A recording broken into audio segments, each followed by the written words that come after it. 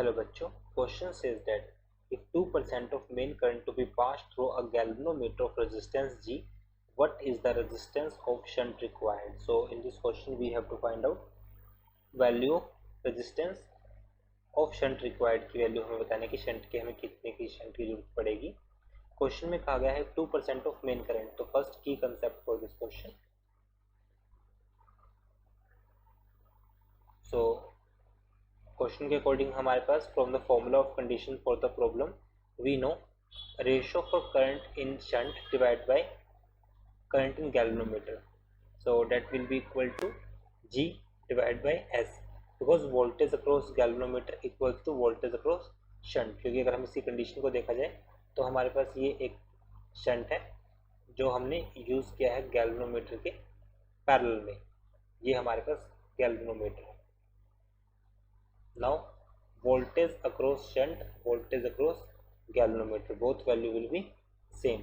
तो यहाँ से आप देख सकते हैं हम क्वेश्चन में current in shunt multiply with S and I into G, ये वैल्यू हो जाएगी हमारे पास। तो यहाँ से हमारे पास जो वैल्यू आएगी current in shunt divide by I that is equals to G by S. Question में कहा गया है 2% of main current is to be pass through the galvanometer. It means galvanometer से जो करंट जो पास करेगा, main current is to pass through the galvanometer of resistance G. What is the resistance of shunt required?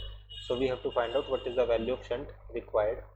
So G by S that is equals to 98 by 2 because 2% हमारे पास जो current होगा वो किसमें flow करेगा, इन galvanometer. सो 2% means 2/100, तो बाकी बचा कितना बचेगा हमारे पास करंट IS, क्योंकि टोटल करंट जो हमारे पास आएगा अगर उसमें से 2% अगर गैल्वेनोमीटर में फ्लो करेगा तो यहाँ पे कितना बचेगा, 98% बचेगा। टोटल करंट हमारे पास I था, सो IS दैट इज 90 और G के लिए हमारे पास करंट जो होगा कि हमने क्रॉस मल्टीप्लाई करके यहाँ पे ये I करंट होगा हमारे पास गैल्वेनोमीटर के लिए और ये हमारे पास है शंट के लिए।